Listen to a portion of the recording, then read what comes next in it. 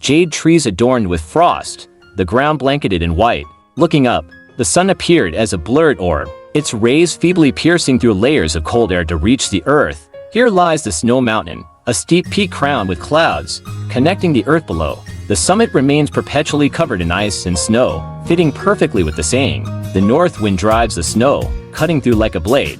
Hidden within these mountains is the renowned Listening Snow Tower. Today marks the initiation ceremony for new disciples of Listening Snow Tower, new brothers and sisters. You must know that our Listening Snow Tower stands as the foremost among the 9 great sects of the Great Yin dynasty, revered by thousands and with a storied history. Many legendary tales of swordsmanship originate from our sect. As for divine techniques, the fluttering snow sword, the flick of the finger, and the 13 forms of the gentle breeze are all unmatched. Among them, the 13 forms of the gentle breeze is peerless. No matter which sect or school hears of it, they dare not compete. On the stage, Fang Xian stood with a stern face, hands clasped behind his back, his posture straight, embodying the image of a high master.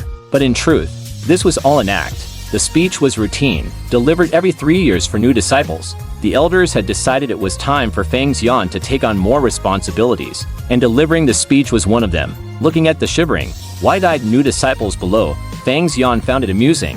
These newcomers, likely filled with romantic notions of roaming the world and righting wrongs, had joined the sect on a whim.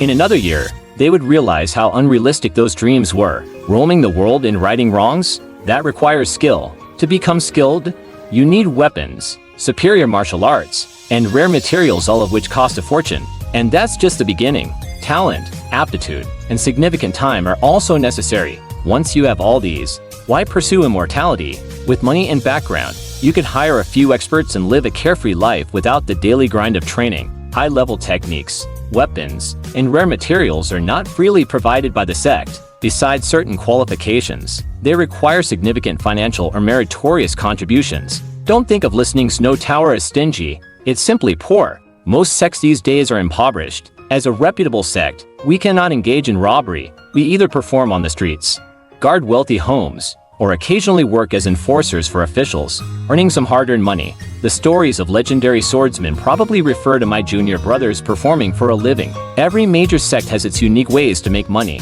Some tell fortunes, others exorcise spirits. When in dire need, they might capture a few demonic cult members for bounties. Why demonic cult members? Because those higher up are too powerful to confront, and those lower down don't venture out, making the mid-level cult members with bounties ideal targets. Even among the 9 great sects, the Tea Pavilion, which only accepts female disciples, has turned to embroidery after losing a bet in a sword competition, making a fortune from their high-priced works. Overall, though Listening Snow Tower is reputed as the top sect, life here is the hardest. Other sects have their ways of making money, taking on side jobs. Though not affluent, they get by, but Listening Snow Tower is isolated and poor, with nothing but a clear conscience. We owe debts to other sects. It's tough, Fang Xian muttered, turning away, leaving the new disciples with a desolate figure. Seeing the rare sunlight, Fang Xian still had to shovel snow at the sword hall, supposedly to cultivate patience. The real reason was the laziness of his juniors. In a few days, after packing his belongings, he planned to leave. Since the Grand Master's passing, the elders had been restless, anxious to hand over responsibilities to Fang Xian. His master, too, was eager, having worked hard all his life, still single, hoping Fang Xian would take over so he could retire and find a young wife. Dream on, Fang Xian thought, rolling his eyes. If he took over Listening Snow Tower, he'd spend his life paying off debts, never marrying. Regarding a prospective wife, the famed sword maiden Liu Qingcheng from the Tea Pavilion had long expressed her admiration. She even publicly stated that marrying her would clear the sect's debts. Maybe I should tie up my master and send him to Liu Qingcheng. Then I could inherit the position debt-free. Fang Xian mused, watching the clouds drift by. Besides, he wouldn't stand a chance against me. If you want to know the follow-up content, please follow, like, and click the little bell so that you will not miss the subsequent updates.